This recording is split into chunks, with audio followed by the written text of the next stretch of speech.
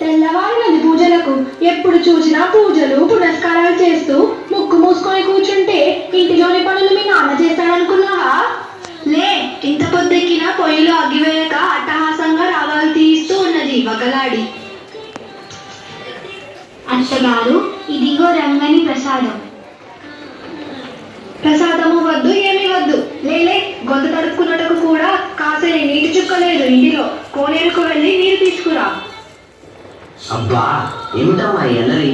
పిల్లవారిన స్నానం చేసి లక్షణంగా పూలు తెచ్చి పూజలు చేయించు రంగని పాటలు పాడుతూ ఉంటే మనసక్కు అబ్బా ఎంత ఆనందంగా ఉంది. విని ఆనందించుటకు బదులు పొట్లాడుతున్నావు. ఇదేమి కర్మనే? ఏడిసినట్లే ఉంది నీ ఉపన్యాసం. నీకు ఈ పిచ్చి తలకెక్కిందేమిట్రా? తెల్లవారిన మొదలు పండుకునే వరకు పూజలు సంగీతాలు చేసుకుంటూ కూర్చుంటే దీనికి నీకు తినేందుకు ఎట్లు వస్తుందనుకున్నారా? నీ భక్తికి మెచ్చి ఆ పాండురంగడు పండరిపురం నుండి దిగివచ్చి బుగ్గ వండి తెచ్చి మీ నోట్లో పెడతాడులే, సిగ్గులేని విధవా. వసే సక్కు, లేచి పనులు చేస్తావా? తగిన శాస్తి కావాలా? రేపటి నుంచి ఈ పూజా రూమ్లోకి వెళ్తే నీ కాళ్ళు విరుగుట తథ్యం. అత్తగారు, క్షమించండి. తెల్లవారగానే పూజ చేస్తే కానీ నాకు తృప్తి ఉండదు. పూజ లేని దినం ప్రాణం లేని దేహంగా తోస్తుంది. దీనిని మాత్రం మానలేను. పూజ జరిగిన తర్వాత మీరు ఏ పని చెప్పినాను తప్పక చేసి మిమ్మల్ని ఆనందపరుస్తాను. దయచేసి పూజకు ఆజ్ఞ ఇవ్వండి. అబ్బా, ఏమీ నీ భక్తి! అతి వినయం ధూర్త లక్షణం. చాలు చాలు నీ నంగనాచి మాటలు. లేచి నీరు తెస్తావా లేదా? భవతి భిక్షాందేహి. అమ్మా, ఎవరు తల్లి ఇంటిలో? ఆకలితో నిలవలేకయున్నాను. ఇంత గంజి అయ్యను పోసి కాపాడు తల్లి. ఒరే ముష్టి వెదవా, తెల్లవారగానే నీ కొరకు వండి వడ్డించు వారెవరు ఇంటిలో లేరు. వెళ్ళరా? తల్లి, ఆకలితోనున్న నా పోటీ వానికి ఇంత అన్నము పెట్టిన మీకెంత పుణ్యము తల్లి.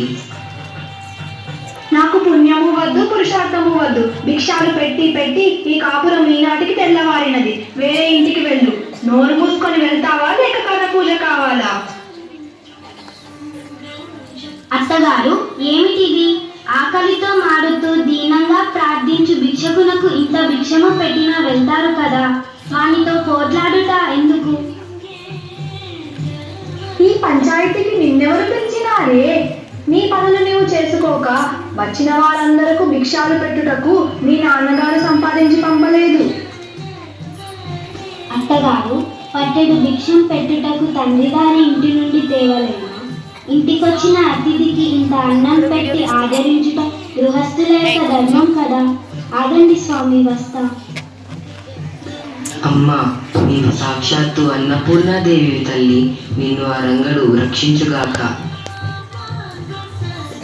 ఏమి ఇది నీ ఇల్లు అనుకున్నావా? నా ఇంటిలో నా ఆజ్ఞ మీరి నీ ఇష్టం వచ్చినట్లు చేయుచున్నావు. నీకెంత పొగరే! ఇంతలోనే ఇంత మీరిపోయిన ఈ కాపురము కాలినట్లే. ఏమి దరిద్రానికి దాపరిస్తే? ఏమిటే సక్కు, ఈనాడు తెల్లవారినది మొదలు అత్తా కోడళ్ళు గోలు చేస్తున్నారు. ఉన్నది ముగ్గురైనా ముచ్చటగా ఉండక ఈ కొంపలో ఎప్పుడు చూసినా ఏంటో ఈ గోల. మరే నాయన, మన ఇంటి మర్యాదను మంట పెట్టుటకు వచ్చినది రా ఈ బ్రహ్మరాక్షసి. నన్ను అనరాని మాటలు అనడమే కాక భిక్షగాండచే కూడా అనిపించుతున్నదిరా. ఇంతకు ఏం జరిగినది? ఏమి జరిగినదా? అయ్యో, చెప్పుకుంటే సిగ్గుచేటు. అదిగో ఆ పోతున్న బైరాగితో ఏదో ముచ్చటదాడుచున్నదిరా ఈ వగలాడి.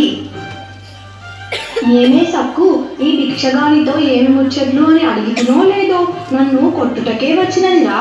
తాను ఏమి చేసిననో నాకు అడుగుటకు అధికారం లేదట. ఈ ఇల్లు తనదట. తన ఇష్టం వచ్చినట్టు చేస్తుందట. ఎవ్వరూ అడ్డు పెట్టకూడదట. అబ్బబ్బా, ఎన్నెన్ని మాటలో! కృష్ణ, ఏమీ ఈ లీలా నాటకం? నాథ, నేను నిరపరాధిని. ఏ మాటలు నేను అనలేదు. అత్తగారు భిక్షము లేదన్నారు. నేను భిక్షకునకు రాత్రి అన్నము తెచ్చి పెట్టాను. భిక్షము పెట్టుట కూడా ఒక తప్ప? చీ, నోర్ముయ్. తప్ప తప్పున్నరా? 1000 మార్లు తప్పు. రేపటి నుండి ఈ ఇంటి నుండి ఎవరికి అమ్మ ఆజ్ఞ లేక ఏమి ఇచ్చుటకు వీల్లేదు. ఇంటిలో చెప్పిన పనులు చేయటానికి వంతు మించిపోతేవా దెబ్బలు సిద్ధం. కృష్ణ, పొట్టకాలు వానికి పట్టడు అన్నం తెచ్చి పెట్టుటకు కూడా నోచుకోలేని అభాగ్యురాలిగా చేయుచున్నాను. ఇది ఒక లీలయేనా రంగా? తిరిగి ఇంకా నోరెత్తుతున్నావా? లోపలికి వెళ్ళు. అంత మాత్రము దెబ్బలకు లొంగుతున్నారా? ఇది తుంటకర్ర తీసుకొని కీలు కీలు మోదక.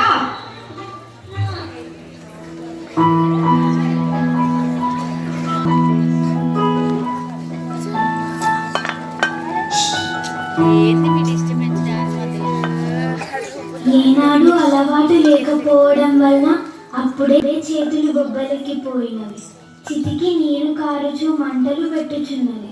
అబ్బా, ఇంకను 2 బస్తల ధాన్యం ఉన్నదే. పొద్దు ముగిసేలోగా ఇవన్నీ దంచవలైనని అత్తాభర్తలాగు. ఏమి చేయింతువో రంగా.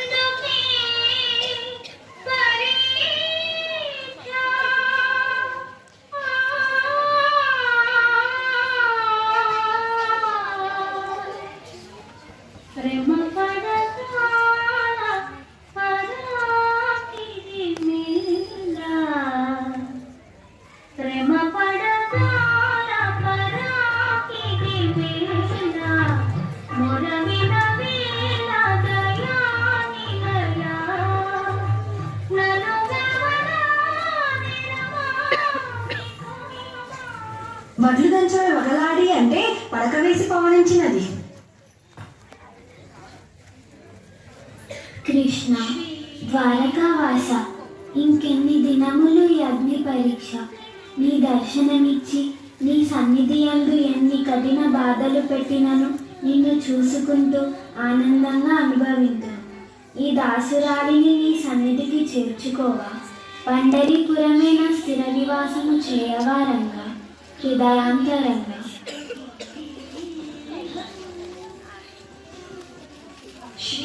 కృష్ణ, నీ కోమలమైన చేతులు ఎంత కందిపోయాయి. అయ్యో, నేనెంత పాపిని. నా చేతి బొబ్బలు తీసుకుంటివా రంగా. నిన్ను కూడాను శ్రమ పెట్టుచున్నాను. మురళీధర, నా బాధలు నాకే ఉండనివ్వు. నాకు తప్పనివి కాదు. జగన్నాథుడవు, నీవు చల్లగా ఉండిన కదా లోకమంతా చల్లగా నుండును. కాలాహరణము చేయక నన్ను నీ కడకు గొనిపుము. అర నిమిషమైనను నిన్ను విడిచి నిలవలేను రంగా. సక్కుభాయ్, విచారించకుము. అనతి కాలములోనే నిన్ను పండరీపురమునకు రప్పించుకొందును. పండరీపురమే నీ స్థిర నివాసము చేయుదును. నీ నిర్మల హృదయమే నా స్థిర నివాసము చేసుకొందును. ఊరడిలు రంగా, రంగా. పాపము సక్కుభాయ్ అలసి నిద్రించుచున్నది. నిద్రయందు సహితము నన్నే స్మరించుచున్నది. అనవరతము నా చింతన తప్ప అన్యమెరుగన సక్కుబాయి ఇట్టి కష్టములకు గురై అత్తాభర్తల ఆజ్ఞను అనుసరించుచున్నది. నా సగుణ రూప వర్ణన సల్పి భక్తి యొక్క శక్తిని స్త్రీజాతికి ప్రబోధించుచున్నది. నారీమణుల ధర్మమును ప్రకటించుటకే ఈ సక్కు జన్మ ఎత్తి మగువల యందు మేలుబంతిగా రాణించుచున్నది. అదిగో సక్కుబాయి మేలుకొనుచున్నది. నా పని కూడా పూర్తి అయినది. ఏమి కొన్ని నిమిషాలకు ముందు ధాన్యముగా ఉండి బియ్యమైనవా? దీనరక్షక, దయాంతరంగా ఇంత ధాన్యము సిద్ధము చేసి పోతివా? ఎంత కృప నీకు తండ్రి. భక్తుల పాలిటి కల్పతరు, దీనుల పాలిట కామధేను అయిన నీ లీలలెవరెరుగగలరు తండ్రి. ఇవియే కాబోలు స్వప్నమందు నీ చేతుల్లో చూచిన బొబ్బలు. ఎంతటి ప్రేమ నా కన్నయ్యకు.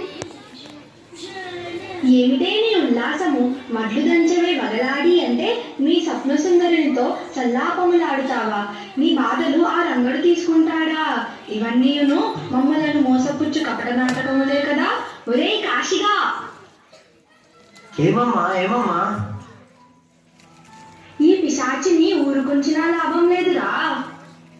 ఏం చేయాలమ్మా? మనకు దక్కేటట్టు లేదురా.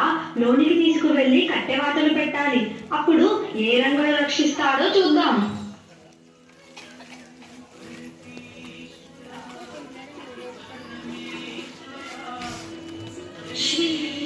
రంగా రంగా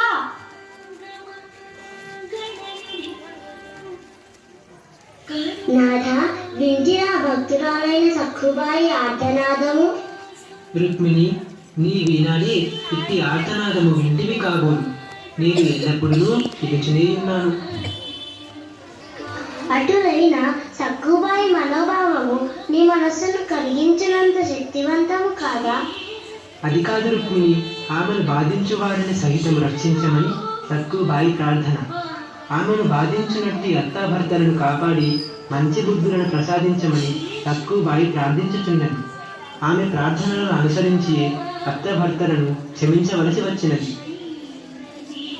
నాథ, నీ పాదములు పట్టి ప్రార్థింతురు.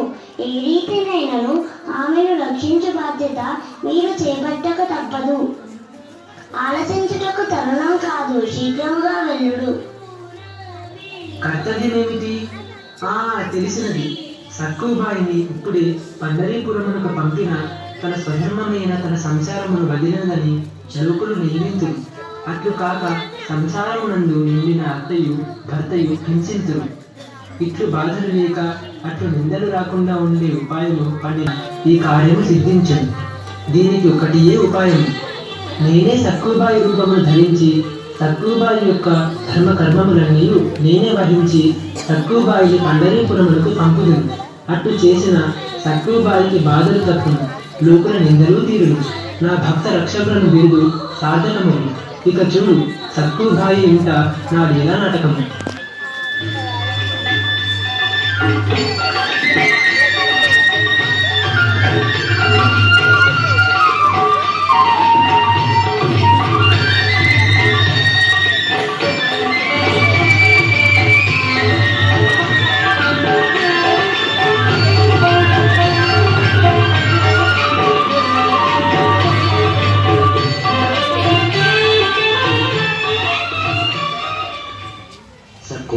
సతికి పతి ఆజ్ఞయే ప్రాణం వంటిది. అది మొదటిది. తల్లి, తండ్రి, అత్తమామలు తరువాత వారే కానీ నేను హృదయపూర్వకముగా నీకు చెప్పుచున్నాను. నీ భక్తి అపారము, కష్టములా అతిభారము. నేను అనేక హింసలు పెట్టితే ఈ పాప ఫలమును అనుభవించక తప్పదు. నీ అభీష్టము నెరవేర్చుటకు పండరీపురమునకు పంపిన పుణ్యమైనను నన్ను కాపాడగలదు. ఇదిగో ఇప్పుడే కట్లు విప్పుచున్నాను.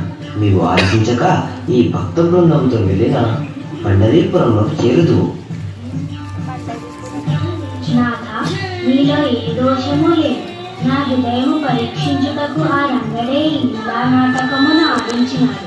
సర్వకర్త సర్వభుక్త అతడే కాని మరి ఎవ్వరూ కాదు. నేను ఈ నాటికి ధన్యురాలైతే అత్తగారికి నా నమస్కారాలు అర్పించు. మాతృదేవి మనసును అనుసరించి మీరు నడుచుకొనుడు. నేను వెళ్తున్నాను.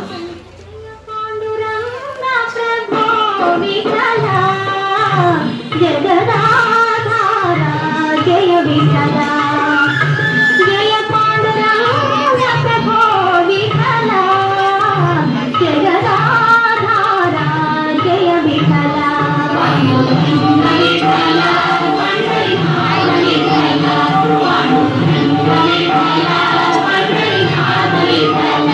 పాండురంగ విఠల, పండరీనాథ విఠల.